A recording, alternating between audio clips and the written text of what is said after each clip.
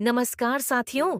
जैसा कि आप लोगों को पता है कि कोलकाता डॉक्टर केस में बहुत बड़े बड़े लोगों का हाथ है, इसलिए केस को दबाने की कोशिश की जा रही है। लेकिन सीबीआई और ईडी हार मानने को तैयार ही नहीं है। सीबीआई और ईडी पूरी जान लगाकर केस की छानबीन कर रहे हैं। और इसी बीच आपको बता दें कि इस मामले में सीबीआई को एक महत्वपूर्ण सुराग 1 महीने बाद मिला है दोस्तों। कोलकाता के केस में अब ईडी संदीप घोष की दूसरी बीवी को क्यों तलाश रही है? ऐसा माना जा रहा है कि कोलकाता के इस केस में सीबीआई जांच कर रही है, उसमें संदीप घोष की दूसरी बीवी की भूमिका अहम हो सकती है। हालांकि इस पूरे केस में सबसे पहले संदीप घोष की जो भूमिका थी वह शक के घेरे में थी, लेकिन अब उससे भी बड़ी भूमिका उसकी दूसरी बीवी के सामने आ रही है। कहा जा रहा है कि अगर इस केस को 80 से 90% तक सुलझाना है तो संदीप घोष की दूसरी बीवी की तलाश करनी होगी। ममता बनर्जी लोगों का ध्यान दुर्गा पूजा की तरफ जो भटका रही है, सब कुछ जानेंगे विस्तार से। तो दोस्तों, आगे बढ़ने से पहले इस वीडियो को लाइक करें और चैनल को सब्सक्राइब जरूर कर लें, क्योंकि यह आपके लिए सिर्फ 1 सेकंड का काम है, लेकिन इससे हमारी बहुत बड़ी मदद होती है। धीरे धीरे कोलकाता का यह नया मोड़ लेता जा रहा है। हमने शुरुआत से देखा कि किस तरह से सीबीआई ने अपनी जांच की ढेरी मैपिंग का रास्ता बनाया गया, ब्रेन मैपिंग का तरीका अपनाया गया, पॉलीग्राफ टेस्ट हुआ, सुप्रीम कोर्ट में सुनवाई हुई, डीएनए सैंपल मैच कराए गए। लेकिन अब सवाल यह उठता है कि आखिरकार अब ईडी संदीप घोष की दूसरी बीवी को गिरफ्तार क्यों करना चाह रही है? इसके पीछे क्या कहानी है और आखिरकार उसका संदीप घोष ने कनेक्शन क्या है? जबकि डाइवोर्स की बातें भी सामने आ रही थीं, इस पूरे मामले की गुत्थी क्या है? साल 2021 की बात है, जब देश कोरोना के 2 दौर से गुजर रहा था। उसी समय संदीप घोष, जो उस समय वहां के प्रिंसिपल थे, वो कुछ संपत्तियों को खरीदने के लिए बकायदा लेटर पर हस्ताक्षर किए थे। संदीप घोष की दूसरी पत्नी संगीता घोष, जो उसे मेडिकल कॉलेज की एसोसिएट प्रोफेसर थी, वह इन संपत्तियों से जुड़ी हुई है। अब आप समझ सकते हैं कि एक ही कॉलेज में पति पत्नी कार्यरत थे और बिना सरकार से अनुमति लिए उन्होंने प्रॉपर्टी खरीदी। अब तक पीढ़ी को 5 से 6 प्रॉपर्टी की जानकारी मिली है, जिनमें कई संपत्तियां रिश्तेदारों के नाम पर भी है। द्वारा की गई पूछताछ के बाद यह साफ हो पाएगा कि अधिकारियों से अनुमति क्यों नहीं ली गई और क्या इस प्रॉपर्टी खरीद बेचने में टैक्स चोरी भी हुई है। अगर ऐसा कुछ स्पष्ट होता है तो इस केस में इनकम टैक्स विभाग की भी एंट्री हो सकती है। इसके साथ ही संदीप घोष की पहली पत्नी से एक अलग केस भी है, जिसमें आरोप है कि जब वह प्रेग्नेंट थी तो संदीप ने उनके साथ मारपीट की थी, जिससे उनकी मौत हो गई थी।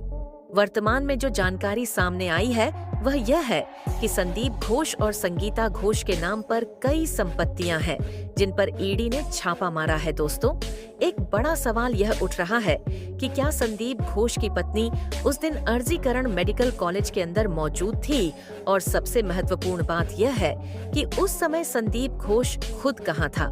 इस सवाल पर हम बाद में चर्चा करेंगे, लेकिन पहले यह समझना जरूरी है कि ईडी आखिर क्यों संगीता घोष तक पूछताछ करना चाहती है। की टीम जब कोलकाता गई तो उन्हें पता चला कि बिना अनुमति के संगीता घोष और उनके पति ने 2 फ्लैट खरीदे हैं, जो संगीता घोष के नाम पर है।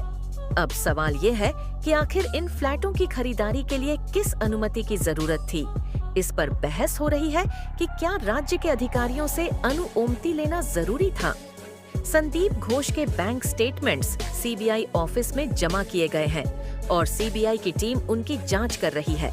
लेकिन अब ईडी की टीम ने संगीता घोष से उनकी संपत्ति की पूरी जानकारी मांगी है और उन्हें पूछताछ के लिए बुलाया है। उनसे बैंक खातों की जानकारी भी मांगे। अगर संगीता घोष इस जांच में सहयोग नहीं करती है या फिर पूछताछ में शामिल नहीं होती है तो उनकी गिरफ्तारी भी संभव है। लेकिन सवाल यह उठता है कि अगर कोई सरकारी कर्मचारी अचल संपत्ति खरीदना चाहता है तो उसे सरकार से अनुमति लेनी होती है। यह नियम पश्चिम बंगाल में है कि सरकारी कर्मचारियों को किसी भी अचल संपत्ति की खरीदारी से पहले अपने अधिकारी को सूचित करना जरूरी होता है। अगर संपत्ति में कोई और व्यक्ति भी हिस्सेदार है, जैसे संगीता घोष के मामले में संदीप घोष, तो उनका नाम भी अधिकारी को बताना अनिवार्य है और इसके लिए अनुमति लेनी होती है। अब इस मामले में जो सबसे बड़ी बात सामने आई है वह यह है कि संदीप घोष और संगीता घोष के नाम कुल 6 फ्लैट्स है। बाकी स्थानों पर उनकी कितनी संपत्ति है, इसकी जानकारी अभी तक सामने नहीं आई है, लेकिन फार्म हाउस भी संगीता के ही नाम पर बताया जा रहा है। जिस तरह से संदीप घोष की लोकेशन पर सवाल उठ रहे हैं वह बेहद गंभीर है। सवाल ये है कि घटना के दौरान संदीप घोष आखिरकार था कहां। रिपोर्ट्स के अनुसार संदीप घोष उस रात न तो कॉलेज में था और न ही अपने घर पर। लोकेशन रिपोर्ट जो करीब 1 महीने बाद सामने आई, उसने खुलासा किया कि वह बालाघाट स्थित अपने आवास पर नहीं था। जब सीबीआई ने इस रिपोर्ट की जांच की तो पता चला कि सभी घोष बलुई पर स्टेशन के पास एक इलाके में मौजूद था। इस लोकेशन के आधार पर सीबीआई को शक हुआ कि वहां उसका कोई नया अड्डा हो सकता है, क्योंकि वह बार बार एक ही लोकेशन पर घूमता हुआ पाया गया। जांच में यह भी सामने आया कि संदीप घोष वहां पर प्राइवेट तौर पर प्रैक्टिस कर रहा था। यह प्रैक्टिस सरकारी नियमों का उल्लंघन है, क्योंकि यदि आप एक सरकारी मेडिकल कॉलेज में कार्यरत है तो आप प्राइवेट तौर पर प्रैक्टिस नहीं कर सकते। इस लोकेशन पर स्थित एक चिल्ड्रन पॉलीक्लिनिक, जिसका नाम नमिता से बार्टन है, उसमें भी संदीप घोष की मौजूदगी उस रात पाई गई थी। अब इस क्लिनिक के अधिकारियों की भी जांच की जा रही है। संदीप घोष की गलती ने मामले को और गंभीर बना दिया है। खबर यह है कि संदीप घोष न अपने आवास पर थे और न ही फार्म हाउस पर। सवाल यह उठता है कि वह इस पॉलीक्लिनिक में बैठकर क्या प्लान बना रहे थे। इस बात का खुलासा अभी तक यानी 1 महीने के अंदर नहीं हो पाया है। 1 महीने बाद जब लोकेशन रिपोर्ट आई तब यह समझ में आया कि आगे की जानकारी का इंतजार करना होगा। अब ईडी पीएमएलए केस में उनकी जांच करेगी, यह भी एक बड़ा सवाल बन गया है। बीते दिनों संदीप घोष के बॉडीगार्ड और अन्य करीबी लोगों से पूछताछ की गई है। उनके घर के आसपास कौन कौन था, संदीप घोष के करीबी कौन थे, इन सब से गहन पूछताछ हुई है। इस समय चर्चा में खास तौर पर प्रदीप घोष का बॉडीगार्ड और पीए आ रहे हैं। सर्दी घोष के बॉडीगार्ड अफसर अली खान का पॉलीग्राफ टेस्ट भी हुआ, लेकिन उसकी जानकारी मीडिया में नहीं दी गई। हालांकि यह जानकारी सामने आई है कि अफसर अली खान ने बताया कि वह उस दिन साहब के साथ कहां था। प्रसून चटर्जी को कई दिन बाद ईडी ने पूछताछ के लिए बुलाया और उसे बाकायदा नोटिस जारी किया गया। उसे सॉल्ट लेक ऑफिस में बुलाया गया था, जहां पर आज ही उससे पूछताछ की गई। सवाल ये है कि प्रसून चटर्जी, जो कोलकाता मेडिकल कॉलेज में डाटा एंट्री ऑपरेटर के पद पर था, वहां पर रोज सुबह अटेंडेंस बनाकर वापस आ जाता था और संदीप घोष के पीए का काम करता था। उस दिन वह हॉस्पिटल के अंदर मौजूद था। घटना वाली रात की पूरी सच्चाई का खुलासा अब किस दिशा में जाएगा, इस पर सबकी निगाहें टिकी हुई हैं। अभी तक कोई देख नहीं आया है कि वह ईडी के सामने पेश हुआ है या नहीं। अगर वह ईडी के सामने पेश नहीं होता है तो उसकी गिरफ्तारी लगभग तय मानी जा रही है। जिस तरह की जानकारी सामने आई रही है वह कई सवाल खड़े कर रही है।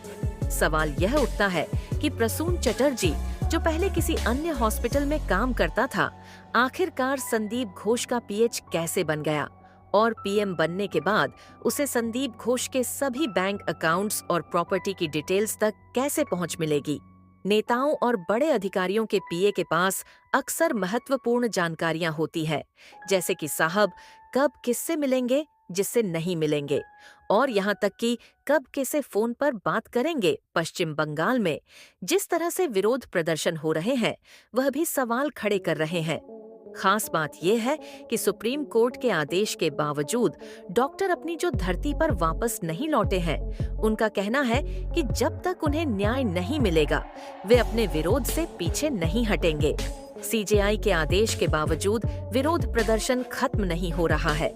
सीजेआई ने 5 बजे तक का समय दिया था और कहा था कि यदि 200 के करीब जूनियर डॉक्टर काम पर वापस लौट आते हैं तो उनके खिलाफ कोई कार्रवाई नहीं की जाएगी। लेकिन ताज़ा अपडेट के अनुसार स्थिति अभी भी गंभीर बनी हुई है। अब आगे क्या होगा ये देखना बाकी है। यहाँ तक कि ममता बनर्जी 2.5 घंटे तक अपने कमरे में इंतजार करती रही, लेकिन कोलकाता से आई खबरों के अनुसार उनसे मिलने कोई नहीं गया। प्रदर्शनकारियों का कहना है कि वे सीजेआई की बात नहीं डाल रहे हैं, सुप्रीम कोर्ट की अवमानना नहीं कर रहे हैं, लेकिन अगर उनकी मांगे नहीं मानी जाएंगी और उन्हें सुरक्षा का आश्वासन नहीं मिलेगा तो काम कैसे आगे बढ़ेगा। अब ममता बनर्जी की देखिए, ममता बनर्जी कह रही है कि 10 से 12 डॉक्टर बातचीत के लिए आए और मैक्सिम 15 डॉक्टरों से ही बात करना चाहती है, जो प्रोटेस्ट स्तर के प्रतिनिधि है। लेकिन प्रदर्शनकारी कह रहे हैं कि हम लोग आपसे बात करने आना चाहते हैं। शुरुआत, संदीप घोष की पत्नी को कुछ जानकारी है, क्या उसे कुछ आरोपियों के नाम पता है? अब देखना यह है कि इस केस में आगे क्या होता है। क्या सीएम ममता बनर्जी और डॉक्टरों के बीच को बातचीत होती है?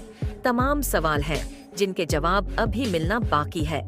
आजीकरण कॉलेज पर इतने गंभीर आरोप लगने के बाद भी संदीप घोष ने इस्तीफा देने के तुरंत बाद ही एक और कॉलेज में नियुक्ति ली, जो उसकी पहुंच और प्रभाव का सबूत है। इस स्थिति में यह स्पष्ट है कि आरोपी बहुत ही प्रभावशाली और शक्तिशाली हो सकते हैं, जो इन घटनाओं में लिप्त रहे हैं।